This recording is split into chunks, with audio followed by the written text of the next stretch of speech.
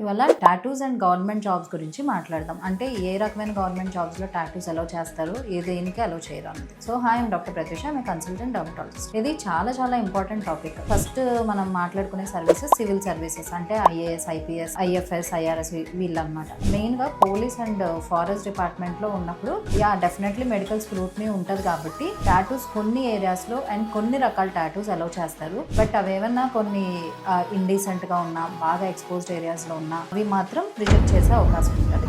Next defence services, అంటే army, navy వీళ్ళకి కొంచెం స్ట్రిక్ట్ గానే ఉంటుంది. సో యూజువల్లీ టాటూస్ ఉంటే మాత్రం పనికిరాదు. బట్ కొన్ని రకాల జాబ్స్ లో ఒకవేళ లోకల్ ఏరియాస్ లో ఎక్కడైనా ఉంటే కనుక పనికొచ్చే అవకాశం ఉంటుంది. బట్ యూజువల్లీ రిజెక్ట్ అయితే చేసే అవకాశం ఉంటుంది. Next job category railways, banking, ఇలాంటి సెక్టర్ వాళ్ళకి ఇది టాటూస్ యూజువల్లీ పెద్ద ప్రాబ్లం ఉండదు కానీ but avoid these offensive or very violent tattoos.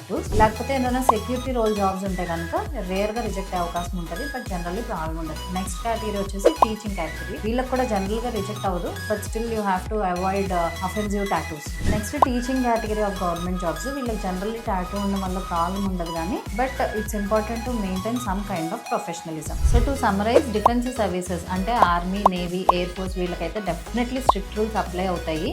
So మీరు టాటూస్ వేయించుకునే ముందు కొంచెం ఆలోచన చేయించుకోండి. ఇన్ కేస్ వేయించుకుంటే కంగారు పడద్దు.